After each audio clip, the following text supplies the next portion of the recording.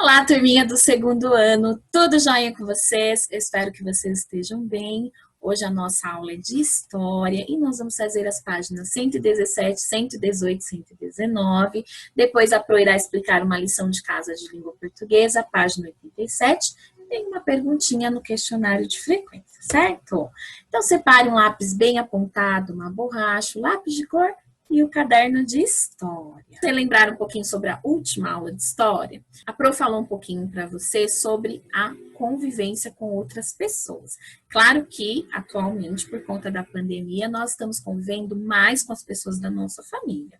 Mas antes da pandemia, nós convivíamos com as pessoas da escola, com as pessoas do prédio, com as pessoas de um clube, de repente, com as pessoas do futebol, com as pessoas da natação, com as pessoas do judô, enfim, vários ambientes diferentes e várias pessoas diferentes.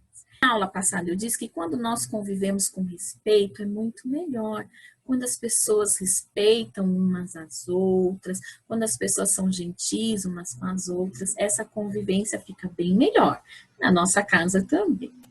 E hoje eu quero falar um pouquinho para vocês sobre os indígenas. Os indígenas, eles têm costumes muito diferentes dos nossos, mas mesmo assim, eles conseguem conviver com as pessoas não indígenas. Vamos entender um pouquinho dessa história? Antes de ler o texto, acompanhe comigo um pouquinho esse vídeo que mostra como é a vida das crianças indígenas na escola. Eles aprendem, como vocês, língua portuguesa, matemática, história e geografia. Eles não deixam de lado os costumes deles, a cultura deles, as músicas, as danças e as brincadeiras. Acompanhe o vídeo comigo.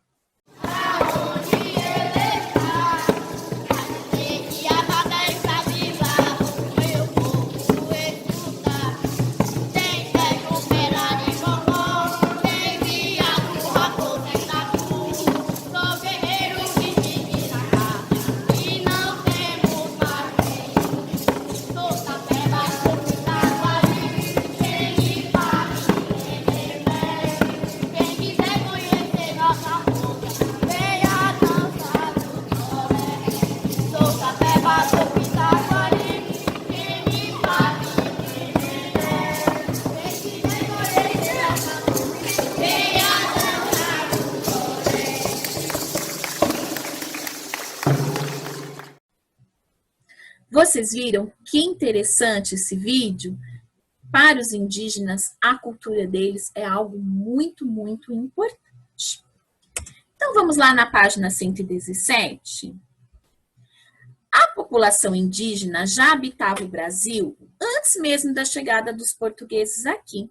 Naquela época, as crianças viviam nas aldeias, como essas que existem até hoje.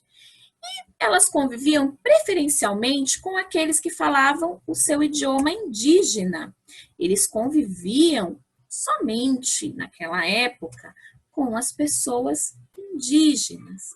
Naquela época, as crianças não iam à escola, mas eles aprendiam. Eles aprendiam com os adultos a pescar, a caçar com arco e flecha, a fazer cestos. Eles aprendiam a confeccionar brinquedos, como, por exemplo, o peão. Eles aprendiam brincadeiras, como o cabo de guerra. E aprendiam a fazer fogueiras, a fazer abrigos. E tudo isso para as crianças indígenas é uma brincadeira. Eles fazem isso brincando. Eles gostam de aprender com os adultos. Os adultos, além de ensinar a fazer essas coisas, as crianças indígenas gostam de ouvir as histórias que os adultos indígenas contam, gostam de aprender as músicas, as danças, e tudo isso é uma grande brincadeira para as crianças indígenas. Mas, com o passar do tempo, as crianças e os adultos também precisavam falar português para conseguir se comunicar com as pessoas não indígenas também. Então, começaram a surgir algumas escolas. Só que nessas escolas, as crianças aprendiam português, matemática, história, geografia e ciências. Mas os indígenas sentiam falta da cultura deles, de aprender, de ensinar para as outras crianças sobre a cultura, ensinar as histórias, ensinar o idioma indígena. Então, começaram a surgir escolas que fazem, né, essas duas coisas. Ensinam língua portuguesa, história, geografia e ciências, mas também ensinam a cultura indígena, as histórias indígenas, o idioma indígena. Então, vocês têm aí no caderno de vocês essas duas imagens e esses adolescentes, eles aprendem língua portuguesa, matemática, história, geografia e ciências, eles aprendem o idioma também indígena, eles aprendem sobre a cultura deles, as histórias antigas, os costumes, as lendas, a música, a dança. E também eles são preparados para ensinar as pessoas não indígenas tudo isso. E muito mais que eles aprendem na escola e também aprendem com a família deles. Porque não é só na escola que eles aprendem isso. Em casa também eles aprendem, brincando, como a Pro disse. É uma grande brincadeira, uma grande alegria para eles aprender tudo isso da cultura deles. E essa é uma ótima lição para nós. Os indígenas, eles têm costumes diferentes, mas mesmo sendo diferentes, eles podem conviver com as pessoas não indígenas. E as pessoas não indígenas também podem conviver com os indígenas, um respeitando o outro sempre. E na página 118 tem a seguinte proposta. Você aprendeu que as crianças indígenas, quando não vão à escola, aprendem de um jeito muito especial, brincando, escutando, observando e convivendo com os adultos. Represente por meio de desenhos o que elas podem aprender dessa maneira. Capriche. Então, a Pro mostrou vários exemplos, né? Eles aprendem a pescar, eles aprendem a caçar, eles aprendem brincadeiras, histórias, a fazer utensílios. Então, você pode escolher uma dessas coisas ou mais e fazer um desenho bem caprichado. Não esqueça de colorir. Pause o vídeo o tempo que for necessário e faça esse desenho. E ainda falando sobre convivência, lá na página 119, acompanhe a leitura do texto. A convivência entre as pessoas pode acontecer em diferentes lugares da cidade onde você mora. Nos shoppings, nos clubes, nos mercados e nos bairros, que foi o que a Pro falou no início da aula. Antes da pandemia, claro que agora nós estamos mais em casa, mas antes, se Deus quiser, logo, logo também nós vamos voltar a fazer isso. Nas cidades, tem vários lugares onde nós podemos conviver com as pessoas. O bairro é composto por muitas ruas, casas, prédios, praças, parques, escolas, mercados, igrejas, comércio, restaurantes e outros espaços de convivência. Então, nós já conversamos sobre bairros na aula de geografia, onde a Pro mostrou, né, várias coisas que tem no bairro, né? Então, tem padaria, tem farmácia, tem supermercado, tem restaurante, tem igrejas, tem as escolas, e esses espaços são espaços de convivência entre as pessoas. Cada bairro possui uma origem, uma história, uma característica própria. Ele surge a partir de interesses comuns de moradores que ali residem. Então, olha só aqui, ó, esse bairro, ele tem mais prédios, esse tem mais casas. Olha só como as casas são diferentes. E os bairros, eles surgem, eles são organizados de acordo com a necessidade das pessoas que moram lá. Por exemplo, aqui, ó, nesse caso, aqui tem mais prédios comerciais. Aqui é um lugar onde as pessoas estão trabalhando. O que será que tem mais necessidade aqui? Com certeza, a necessidade de ter mais restaurantes, por exemplo, né, para que as pessoas possam se alimentar no horário do almoço, no horário do jantar, no horário do café e assim por diante. Ouvir e contar a história de um bairro permite preservar a memória de pessoas e acontecimentos que foram importantes para a formação desse espaço. Então, as pessoas que moram há muito tempo em um bairro têm muitas histórias para contar desse bairro, de como ele era e depois como ele ficou. E essas histórias são muito importantes para conhecer como era antes e melhorar agora. Então, as primeiras ideias. Então, vamos pensar um pouquinho sobre isso. De que forma podemos conhecer a história de um bairro? A Pro acabou de dar uma dica, né? Vamos lembrar da nossa aula sobre fontes históricas? As fontes históricas servem para nós investigarmos o passado, a história de um lugar e de um bairro também. Então, como nós podemos conhecer a história de um bairro? Que tipo de fontes históricas nós podemos usar para pesquisar sobre a história de um bairro? Isso mesmo, você deve estar falando várias aí, fotografias, jornais e também escutando as pessoas que moram há muito tempo nesse bairro. Olha só como a Pro escreveu. Parágrafo, letra maiúscula. Nós podemos conhecer a história de um bairro por meio de uma pesquisa em documentos, fotos e em relatos de antigos moradores.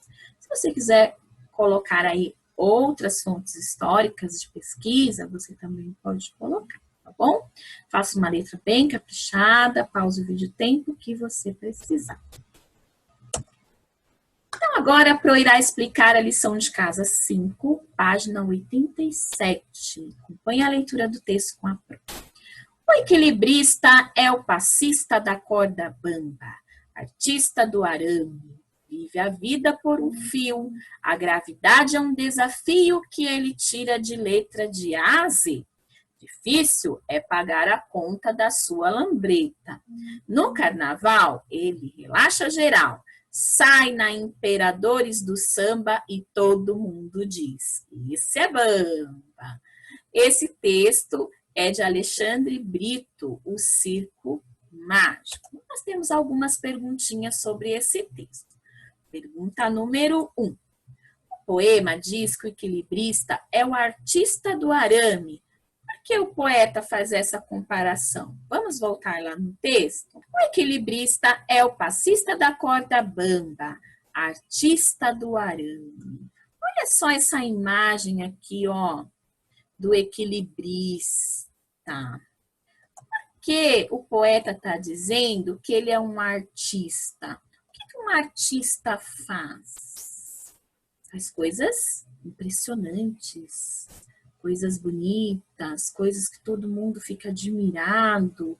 Será que ficar se equilibrando lá no arame é uma coisa admirável? Será que é por isso que o poeta faz essa comparação? Exercício 2. A expressão viver a vida por um fio significa viver perigosamente. Você acha que o equilibrista vive a vida por um fio? Por quê? Você acha que é perigoso ficar lá em cima, se equilibrando na corda bamba? Você acha que é? E por quê? 3. Pinte no poema as palavras com uma letra. Então, você vai voltar aqui. Vamos relembrar as palavras com uma letra? O, a, e é. Essas são as 4 palavrinhas com uma letra. De novo. O, a, e é. Então, você vai circular aqui as palavrinhas com uma letra. E no número 4, copie do poema as palavras formadas por 2 letras. Então, volta lá de novo. Quais são as palavrinhas aqui formadas por 2 letras? Por exemplo, ó, é o passista da, D e o A. 2 letras. Então, você vai copiar aqui em letra cursiva. Uma letra bem caprichada. Combinado, turma? Amanhã nós vamos corrigir essa lição de casa. Lembrando o nosso projeto de atualidades, Circo. Eu já recebi várias pesquisas, mas quem não mandou ainda, tem até o dia 26 para pesquisar um artista circense da sua preferência, tá bom? Pode ser palhaço, pode ser mágico, pode ser malabarista. Você pode pesquisar em jornais, revistas ou na internet. Não esqueça de colocar a fonte, o lugar onde você pesquisou, ou o nome do site, ou o nome do jornal, ou o nome da revista, colocar nome e data e enviar no e-mail da turma, ok? Nós temos alguns compromissos, então hoje tem questionário de frequência, uma perguntinha aqui embaixo, não esqueça de responder. Tem atividade avaliativa de ciências do dia 3/6, a maioria já preencheu essa atividade, mas alguns alunos ainda não preencheram. Então, se você ainda não preencheu, vá até a aula do dia 3/6 e faça essa avaliação. A atividade do livro Lúcia, já vou indo também, está na aula dia 11/6. O trabalho de história da árvore genealógica, então quem não fez, faça o trabalho, peça para o papai ou mãe tirar uma foto e enviar para a turma. E a atividade avaliativa de história e geografia, que está na aula do dia 19, certo, turminha? Amanhã teremos uma live de matemática. Quem é do período da manhã às 9 horas e quem é do período da tarde às 14 horas. Amanhã, na nossa live de matemática, nós vamos brincar com o jogo artesanato de colares. Então, você vai precisar do tabuleiro, tá bom? Então, amanhã, durante a live, já deixa do lado, ó. Vai precisar do tabuleiro, vai precisar do dado e das conchinhas. Então, se por acaso você ainda não chegou nessa aula, você pode ir lá recortar, ó, jogo artesanato de colares. Então, já deixa o tabuleiro do lado, já deixa o dadinho do lado e as conchinhas que nós vamos brincar durante a nossa live. Combinado, turminha? Por hoje é só. Se você ficou com alguma dúvida, peça para o papai ou a mamãe enviar um e-mail para, tá bom? Um beijo enorme para vocês. Espero vocês na nossa live amanhã. Fiquem com Deus.